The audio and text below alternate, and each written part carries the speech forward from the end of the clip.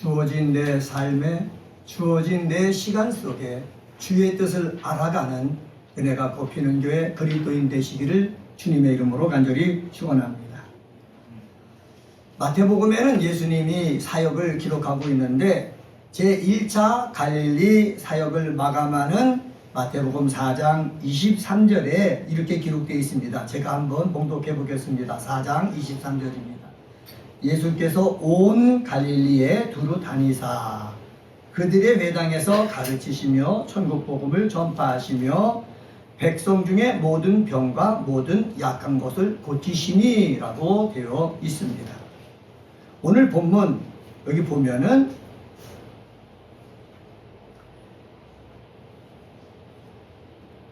마태복음 9장 35절에 보면은 예수께서 모든 도시와 마을에 두루 다니사 그들의 회당에서 가르치시며 천국 복음을 전파하시며 모든 병과 모든 약한 것을 고치시니라 이렇게 기록되어 있습니다. 이 9장 35절에 있는 말씀은 제2차 예수님의 갈릴리 사역에서 기록된 것입니다. 1차 갈릴리 사역에서는 뭐라고 그랬느냐? 온 갈릴리라고 표현하고 있고 2차 갈릴리 사역에서는 모든 도시와 마을이라고 표현하고 있습니다. 모든 도시와 마을은 상징적인 상징법이고 그리고 가장법이 포함되어 있는데 이 말 뜻은 무엇이냐? 예수님이 복음을 전하는 사역이 왕성해졌다라는 뜻입니다.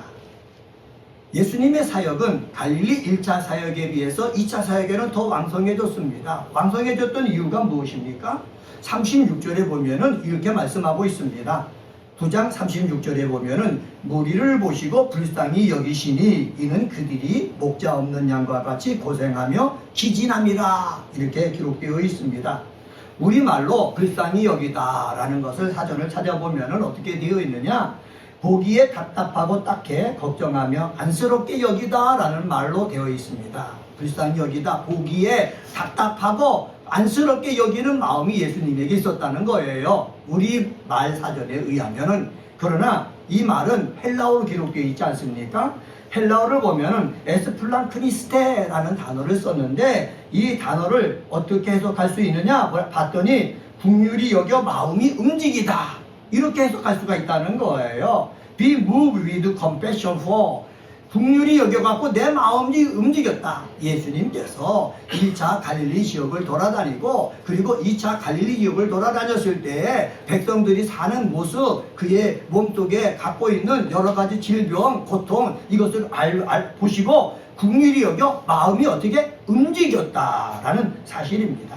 단순히 마음만 아팠다라고 표현한 것이 아니라 죄와 질병으로 인해 고통당하는 인간들을 향하여 인간을 지으셨고 또 부속하러 오신 하나님의 마음을 예수님이 드러내고 있는 거예요. 하나님의 마음을 예수님이 어떻게 하고 있다? 드러내고 있다.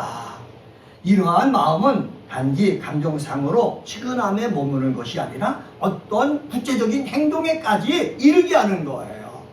예수님이 불쌍히 여기다 라는 말은 감정만 갖고 있지 않고 행동에까지 이르렀다라는 사실입니다. 그래서 여기서 제목을 따왔거든요. 불쌍히 여기시는 예수의 마음을 가지자 이렇게 제목을 정해봤습니다. 한번 따라서 해봅시다. 불쌍히 여기는 예수의 마음을 가집시다. 네, 마음으로만 안 됐다, 측은하다라고만 생각하지 말고 마음에 느꼈던 것들을 내 삶의 행동으로 말로 움직이는 그런 예수의 마음을 갖는 저와 여러분이 되어지기를 주의 이름으로 간절히 축원합니다. 어떤 사람이 이웃을 사랑하는 사람입니까? 예수님께서 사마리아 비유를 통해서 말씀해 주셨잖아요. 사마리아인의 비유를 통해서 말씀해 주셨잖아요. 사마리아인이 어떤 사람을 만나느냐? 가다가 강도 만난 사람을 만났습니다. 그런데 이 사람을 제일 먼저 누가 봤느냐? 제사장이 봤다는 거예요. 제사장은 갈 길 멀고 할 일 많아서 보고도 그냥 지나갔습니다. 서기관과 바리새인도 이 사람을 도와줘야 된다는 것을 알지만은 그냥 지나갔습니다. 그러나 사마리아는 강도 만난 사람을 보고 그 자리에 머무르고 시간을 들이고 물질을 주면서 이 사람을 돌봐줬다는 거지요. 누가 정말로 사랑이 있는 사람이냐? 대제사장이냐 서기관이냐 아니라는 거지요. 마음의 감정을 느껴갖고 행동으로 옮긴 사람, 그런 사람이 정말로 이 사람을 사랑하는 사람이었다, 예수님은 말씀해주고 있습니다. 이 말씀을 주신 뜻이 무엇입니까? 저와 여러분도 예수를 믿는 사람이고 예수께서 가르쳐 주신 그 말씀을 따라 사는 사람입니다. 가르침을 받는 사람이 예수의 마음을 가져가지고 삶 속에서 마음의 감정으로 측은하다만 느끼지 말고 말로도 위로해주고 행동으로도 위로해주고 삶으로도 위로해줄 수 있는 그러한 사람 되어지기를 주의 이름으로 간절히 다시 한번 축원합니다. 그러면은 불쌍히 여기는 예수의 마음을 가지라고 그랬는데 어떤 마음을 가져야 되느냐? 35절, 36절을 통해서 찾아볼 수 있는데 그것은 바로 뭐냐? 천국 복음을 전파하시는 예수님의 마음을 가져야 되는 것입니다. 한번 따라서 해봅시다. 예수님은 천국 복음을 전파하셨습니다. 네, 예수님은 천국 복음을 전파하셨다는 거예요. 36절 하반절에 보면은 이는 그들이 목자 없는 양과 같이 고생하며 기진합니다, 이렇게 성경에 마태가 표현하고 있습니다. 예수님께서 자신을 따르고 있는 이스라엘 백성을 보고 불쌍히 여기신 이유가 바로 어디에 있느냐? 목자 없는 양과 같이 고생하며 기진하기 때문에 그렇습니다. 여러분, 이스라엘 백성도요, 예수님 당시에 많은 사람들이 어떻게 해요? 목자 없는 양같이 고생하며 기진한 삶을 살았습니다. 그러면 예수님 당시에 이스라엘 백성들만 그런 삶을 살고 있습니까? 아닙니다. 예수님이 오셨고 예수님을 우리는 만났고 또 하나님을 알고 성령을 받았습니다. 말씀을 갖고 있습니다. 말씀을 붙잡고 성령을 의지해서 열심을 다하여 이 험한 세상 살아가는데 하나님의 자녀된 우리들도 이 세상에서 어떻게 해요? 목자이신 예수님이 있지만은 목자 없는 양과 같이 어떻게 합니까? 고생하는 삶을 살고 있는 거예요. 기진맥진한 삶을 살고 있는 거예요. 이것이 바로 우리들의 뭐예요? 삶의 모습입니다. 이런 우리들의 삶의 모습 속에서 예수님은 뭘 하기를 원하시느냐? 천국 복음을 전파하기를 원하신다는 거예요. 죄로 가득한 이 세상, 힘 있는 자들이 모든 것을 붙잡고 좌지우지하는 이 세상, 약한 자들, 선한 자들을 위로해주지 못하는 이 세상이 전부이면은 힘없는 자는 망할 수밖에 없고 끝이고 좌절이고 절망이고 희망이 하나도 없지만은 하나님이 계획하고 있는 그 세상, 그 천국이 이 땅에 오면은 약한 자들이 위로받고 힘없는 자들에게 삶의 보람을 느끼고 기진맥진하는 것이 아니라 열매 맺어서 서로 기뻐하고 즐거워하는 그러한 세상이 오고 있다라는 것을 예수님은 어떻게 해요? 갈릴리 다니면서 어렵게 사는 사람들에게 전하고 있다라는 것을 우리는 성경을 통해서 찾아볼 수가 있습니다. 이것을 위해서 예수님은 뭐라고 그러느냐? 35절에서 이렇게 말씀합니다. 예수께서 모든 도시와 마을에 두루 다니사 그들의 회당에서 가르치시며 천국 복음을 전파하시며 모든 병과 모든 약한 것을 고치시니라 말씀하고 있습니다. 가르치시며 전파하시며 고치신다. 2차 갈릴리 사역을 요약하고 있는데 세 개의 분사를 사용해서 그 유형을 제시하고 있죠. 하나는 가르치신다, 다다스콘이라는 말이고, 전파하신다라는 말은 설교를 뜻하는 케로손이라는 말이고, 고치신다라는 말은 치유 사역을 뜻하는 데라피온이라는 단어를 썼습니다. 마태복음 8장 8장과 9장에 보면은 예수님이 갈릴리 2차 사역 때 행한 그러한 기적들을 많이 기록해 놨습니다. 문둥병자를 치유한 사건을 기록해 놨지요. 베드로 장부의 열병도 치유한 사건을 기록해 놨습니다. 각종 귀신 들린 자 및 병자를 치유한 사건, 또 9장에 보면은 중풍병자를 치유한 사건을 다루고 있습니다. 그런데 오늘 성경에 보면은 예수님께서 치유 사역, 귀신 쫓아내는 사역, 이것을 먼저 마태가 말을 하는 것이 아니라 가르치는 사역을, 복음 선포 사역에 대한 묘사를 먼저 하고 있다는 것에 우리는 관심을 가져야 됩니다. 가르치시며 전파하시며, 이것을 먼저 기록했다는 사실입니다. 이것은 무엇을 말할까요? 예수님께서 제2차 갈릴리에서 복음을 증거하실 때에 병 고치고 귀신을 쫓아내는 것에 전심전력 하신 것도 있지만은 그거는 수단이고, 그것을 통해서 예수님께서 말씀하고 가르치길 원하는 것은 바로 뭐라고요? 천국이 가까이 왔다 라는 이 복음을 증거하기 위한 거예요. 천국이 가까이 왔으니까는 너희 병든 사람도 고침을 받고 천국에 대한 소망을 갖고 하나님 나라에 대한 소망을 가져라. 귀신에 눌려가지고 너의 삶이 없었던 사람 귀신을 쫓아냈으니까는 이 귀신이 쫓겨나간 이후 너의 삶은 정신을 바짝 차리고 천국을 바라보면서 삶을 살아라. 이것을 가르쳐 주시고 전파하시기에 힘썼다라는 사실입니다. 이것을 통해서 우리가 깨달아야 될 것이 무엇입니까? 예수 그리스도는 뭐에 대해서 선포하기를 원한다고요? 천국 복음을 선포하기를 원한다는 거예요. 전하기를 원한다는 거예요. 그것은 우리들도 똑같습니다. 우리들도 예수를 믿는 사람으로서 이 세상 삶을 살아나갈 때에 목사의 어떤 은사에 따라서 어떤 사람은 병 고치는 것에 힘쓸 목사님도 계시고 귀신을 쫓는 것에 힘쓰는 목사님이 계시지만은 두 가지는 하늘나라가 가까이 왔다 라는 것을 전해주기 위한 그러한 도구에 불과할 뿐이다 라는 것을 우리는 알아서 이 험한 세상 삶을 살면서 하늘나라에 대한 소망을 늘 간직하고 사는 저와 여러분이 되기를 주의 이름으로 간절히 축원합니다. 두 번째로 불쌍히 여기시는 예수의 마음을 가지라고 그랬는데 불쌍히 여기는 예수의 마음은 어떤 마음이 예수의 마음을 가지고 어떤 일을 행하셨는가? 37절, 38절 그리고 10장 2절과 4절을 통해서 찾아볼 수가 있습니다. 일꾼들을 세우시는 예수님입니다. 한번 따라서 해봅시다. 일꾼들을 세우시는 예수님. 예, 불쌍히 무리들을 보니까는 불쌍히 여기는 마음이 있다는 거예요. 그리고 예수님은 마음만 느꼈을 뿐만 아니라 행동으로 옮겼다고 그랬죠. 행동으로 옮긴 것의 첫 번째는 천국 복음을 전하는 것이고 두 번째는요 뭐를 세웠다? 일꾼을 세웠다. 예수님이 하시는 그 일을 같이 예수님을 따라서 해야 될 일꾼을 세우는 일을 우리 주님은 하셨다라는 것을 볼 수가 있습니다. 37절에 보면은 추수할 것이 많되 일꾼은 적으니 라고 하고 있습니다. 추수할 것이 많다는 것은 양의 수요가 많음에 대한 강조라기보다는 때가 가까이 왔다라는 사실에 대한 강조입니다. 이는 또한 하나님 나라가 드디어 임하였으며 그러므로 하나님 나라의 백성들을 불러 모아야 할 때가 이르렀음을 나타내는 표현입니다. 그리스도께서 이 땅에 오셔서 천국 복음을 전파하심으로 이 땅에 하나님의 통치가 이루어지는 하나님의 나라가 구체화되었기 때문에 이를 전파할 일꾼들이 필요하다라는 뜻입니다.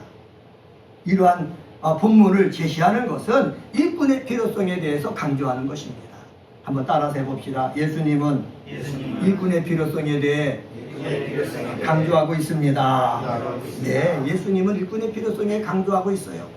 하나님의 뜻이 하늘에서 이룬 것처럼 이 땅에 이루기 위해서 예수님께서 우리 인간의 몸을 입고 이 땅에 오셨습니다. 오셔가지고요 어떻게 했습니까? 예수님 혼자서 능력이 많고 권능이 많고 말씀에 권세가 있는 예수님 혼자서 다 한 것이 아니라 이적을 베풀고 귀신을 내쫓고 천국 복음을 증거하면서 사람을 불러 모으기 시작했습니다. 고기 잡던 어부들을 불렀죠. 그리고 세리에서 세관 업무를 담당하던 사람도 불렀죠. 하나둘 부르면서 이들을 다 뭐로 삼았느냐? 제자로 삼았다라는 것을 성경을 통해서 알 수가 있습니다. 성경을 보면은요 예수님께서 12명의 제자들을 불러서 사도로 삼았다라고 성경이 기록되어 있지만은 이전에 예수님께서 불렀지 않습니까? 베드로와 요한과 야고보를 불렀잖아요. 마태도 불렀잖아요. 그렇게 부르면서 12이 다 채워진 것을 오늘 마태가 여기서 이야기하고 있는 것입니다. 12명이라고 이야기한 것입니다.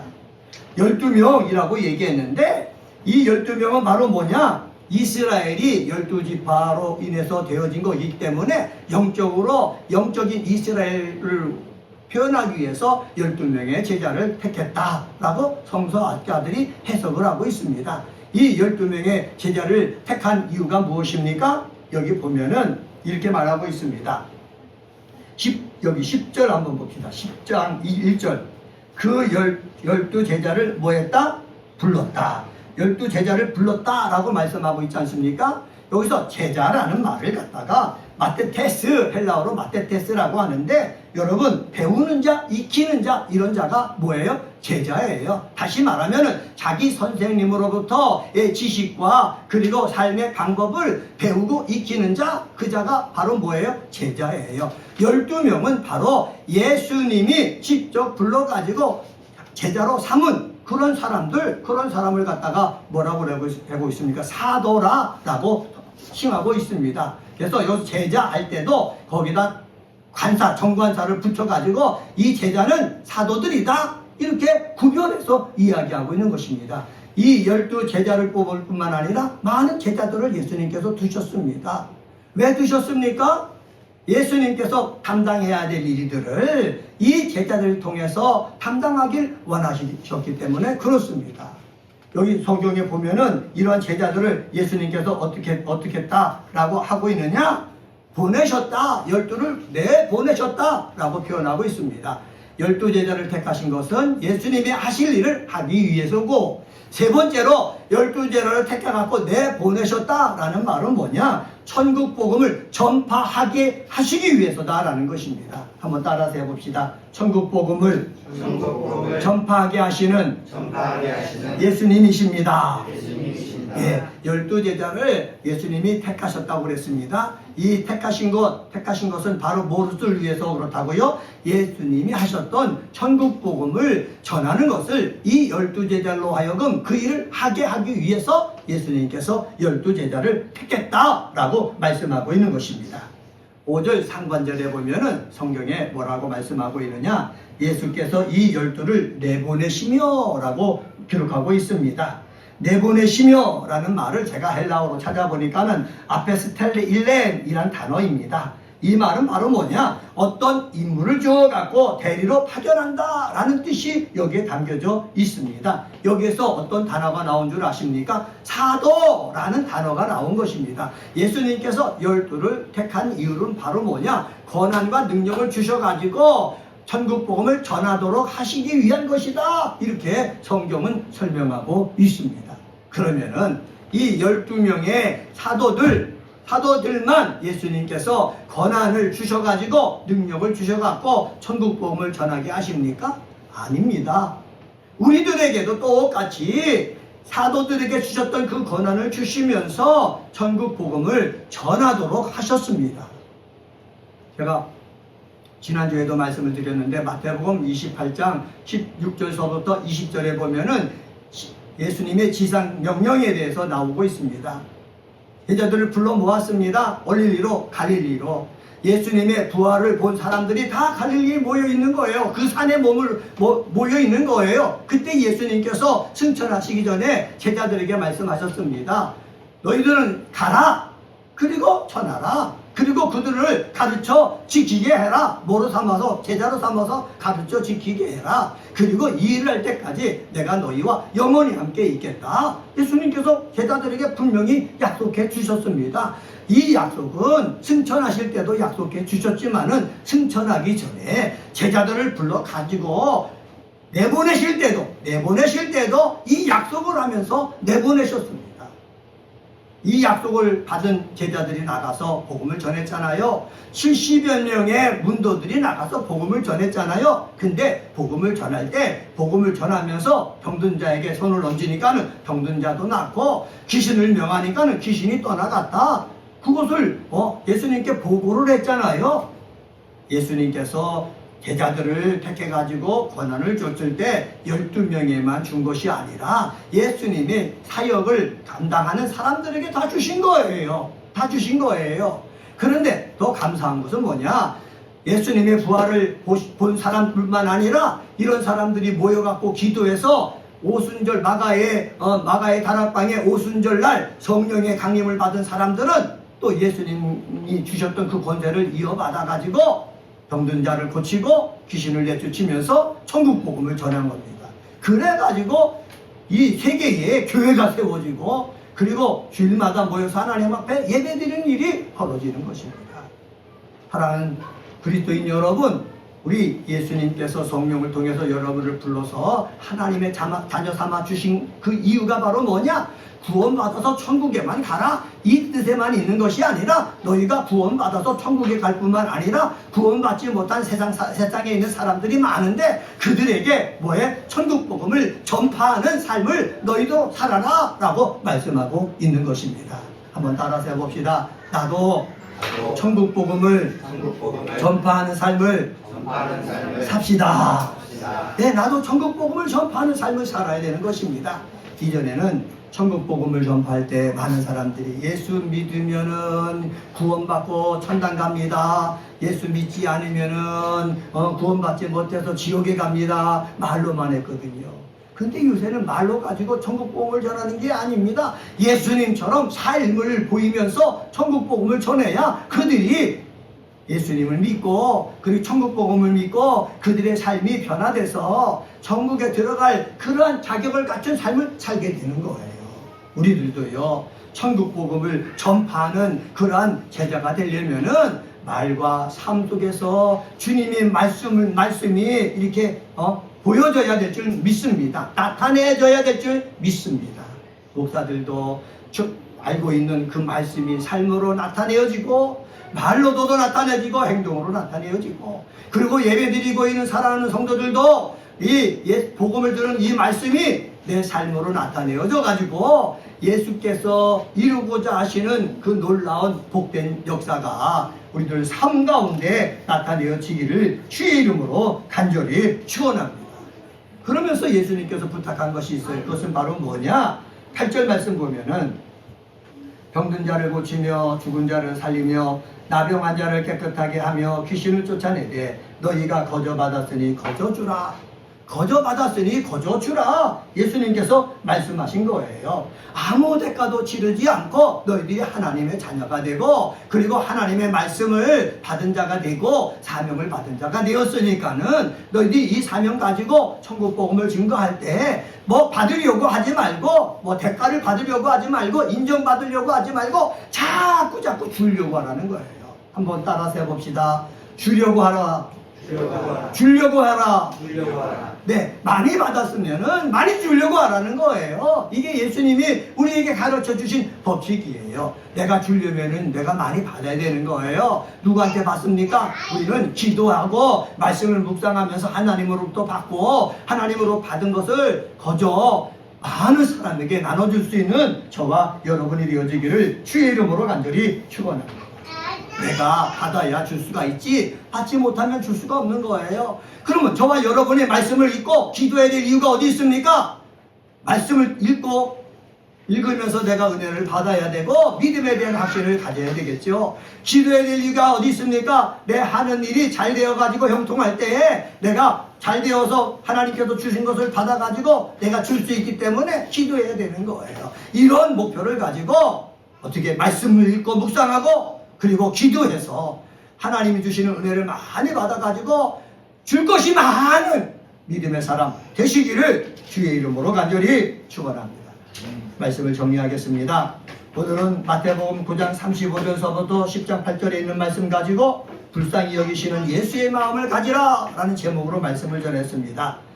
불쌍히 여기시는 예수의 마음은 어떤 마음입니까? 천국 복음을 전파하시는 그 마음입니다.